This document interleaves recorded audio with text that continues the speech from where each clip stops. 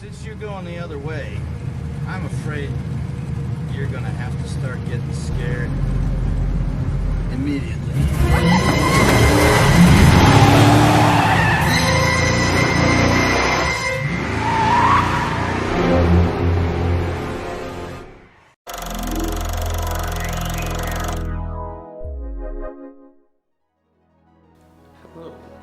Hello, welcome to Beyond the Real. My name is Alex, and today we'll be covering Quentin Tarantino's Death Proof. So quick background, Death Proof originally was released as part of a Grindhouse feature. For those of you that don't know what a Grindhouse is, it is basically whenever you go to a showing that has a double feature or two films, and you get to see them back to back for the price of one. And this is something that they used to do way back in the day, and it is not really present anymore. So originally this film was released with Robert Rodriguez's Planet Terror, which I will be getting to at a later date. So this film doesn't really get as much love or attention, and that's honestly what made me want to watch it. So just to give you a quick rundown of the plot, this film follows the character of Stuntman Mike as he preys on his victims, essentially. So this film pays homage to the older style of slasher B-movies, and stylistically I really love the style because they went out of their way to physically scratch the print film strips, and you really see that as you watch the film.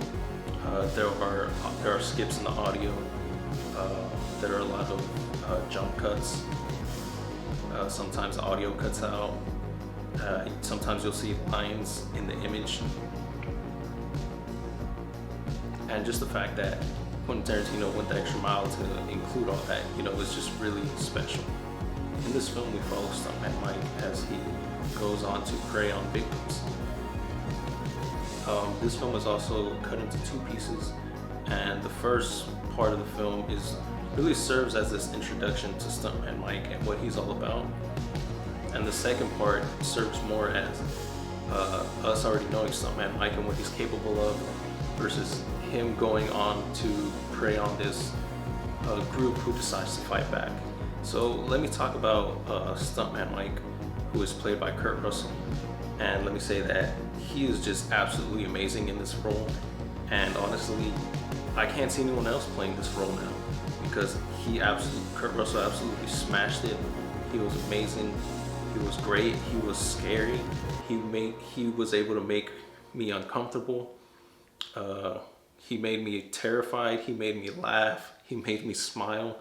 Like, the fact that he was able to showcase how much range he could bring to this character, and how Quentin and the director Quentin Tarantino and Kurt Russell were able to really flesh out this character, and they did so much with it. And the fact that this movie isn't even that long and Stuntman Mike doesn't have a whole lot of screen time, the fact that they would reduce so much with limited screen time is just amazing. Hey, damn! Remember when I said this car was death-proof? Well, that wasn't a lie. This car is 100% death-proof. Only to get the benefit of it, honey, you really need to be sitting in my seat. So let me also talk about Zoe Bell for a quick second.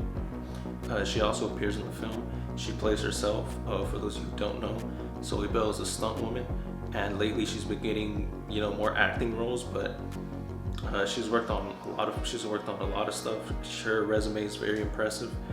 She's worked on some Marvel films. She's worked on Tarantino's films. She was on Xena Warrior Princess, and her resume is pretty impressive. And in this film, she was really able to do a lot and showcase a lot. And at first, she gets along pretty well with the other actresses that she shares scenes with, and she doesn't seem out of place at all. But whenever she gets her moment to shine with the stunt work, man, she just completely blew me away. She had me on the edge of my seat. She had me pumping my fist in the air. She had me pulling my hair out almost for a second. And you know, just the stunt work that went into this film really was really amazing and really well done. It was well shot and it was well executed. So while I'm on the subject of stunt work, let me say that this movie has some of the coolest stunts I've seen, because you know, like I said earlier, it has to do a lot with cars, and some of the car stuff is just amazing. Some of the coolest stuff I've ever seen put to film, and just the way that it builds up to the climactic car chase is just amazing. I really enjoyed the car chase. I really enjoyed the crashing. I really enjoyed the way it was filmed. I love the stunt work. I love the music, and honestly, I really wish at some point that Tarantino would revisit more car stuff of this nature.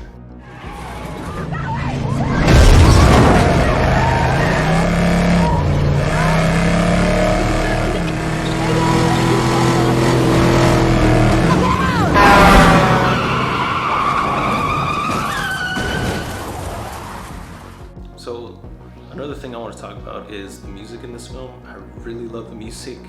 It has a lot of good licensed songs, and it also borrows some music from other films, and I like the way that they really set the tone for the scene. And you know, sometimes they make the scene a little bit more intense, but I mean, it's Quentin Tarantino. He always has good music in his films.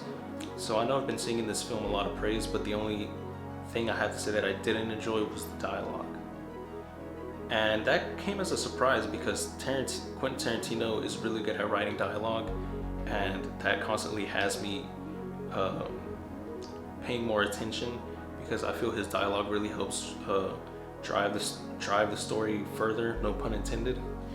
And you know, his dialogue is usually kind of quirky, it's kind of funny, but you know, it's very story driven. But I don't feel that this film really had that. The reason I say that is because whenever we're first introduced to our first set of characters, it's just these girls in a car, and you know, they're just talking about guys. Essentially, they're talking about going to a party, and they're talking about how they want to get high and how they what their relationships are like. And to be fair, you know, maybe that is what some typical girl talk would be, but it gets to the point where it's just not interesting, because it seems like that's literally what the focus is. When they're in the car, whenever they're at the restaurant, and even fast forward to whenever they're at the bar, it's always kind of the same thing, and it always revolves around that idea. And also in part two, whenever we get to meet the likes of Mary Elizabeth Winstead and Rosario Dawson, like even their dialogue revolves around that as well. And it's kind of like, you know, like it gets to the point where you're kind of like, I feel like these people keep having the same conversations, and you're kind of just like, I don't know, I didn't think this was something that I would be exposed to in a Tarantino film where people seem to be having the same conversations. And yeah, really, that's probably my main complaint with the film, because other than that, it might be a little slow for some people, but I don't know, whenever it really got going, like it got going, and I was very entertained. So quick warning / PSA, because of course this film is rated R, and it's rated R because of the violence, but as you would come to expect with a Quentin Tarantino film, yes, there's violence, but I do like that this movie kind of has a sense of humor with the violence, and it's very creative. And I mean, it pays homage to a slasher film, so of course that's expected. And of course, also because it's Quentin Tarantino, that's also expected as well. But I really enjoyed that aspect of this film.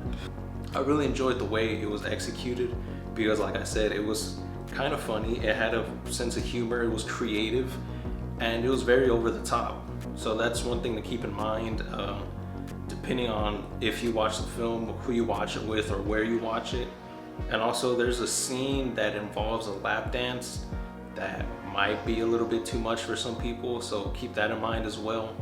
So I watched the film twice, and I think I enjoyed it more the second time around, because that's when I was really you know, trying to digest it a little more and pick up on things. And one of the things that I think you should look out for is, earlier when I talked about the style, about how the film can look a little grainy or how it's damaged and you see these lines on the screen, or like the jump cuts and audio cuts. The reason I bring this up is because that seems to happen a lot more in the first part of the film, and so the reason I bring that up is because that seems to happen more in the first part of the film, whenever we're getting to know the character of Stuntman Mike and what he's all about, and how he talks about how that's basically the life that he was used to, and that's how movies were whenever that's how the movies he worked on were like. And the fact that that's so present, like in the first part of the movie, kind of makes you wonder, like, if that was intentional, because that's more along the lines of the stuff that he's used to. So it's kind of like if we're living in that world, versus the second half where it's much more clear. You don't really get too much of that. So I wonder if there's any connection between that, but I won't get too much into it. So in conclusion, I would recommend you watch Death Proof. I thought it was a lot of fun. You get a killer performance from Kurt Russell. You get amazing stunt work. You get good music. You get great directing. You get these amazing stunts from Zoe Bell and others. And you get this magnificent car chase at the end that's really built up. They really build up to it. Like, they really build up to it, and once you get there, like, man, it is great. I completely enjoyed it. I was on the edge of my seat. It had me. And the only thing that take away from this movie, for me at least, is the dialogue and some of the pacing. Sometimes it slows down a bit too much, but I don't know. I was still very much invested. I was still very much interested. And yeah, I'm gonna wrap it up there. I hope you watch Death Proof. I hope you like it. I apologize for my absence. The last couple of days have been busy, but without further ado, this has been Beyond the Real. My name is Alex, and I'll talk to you soon.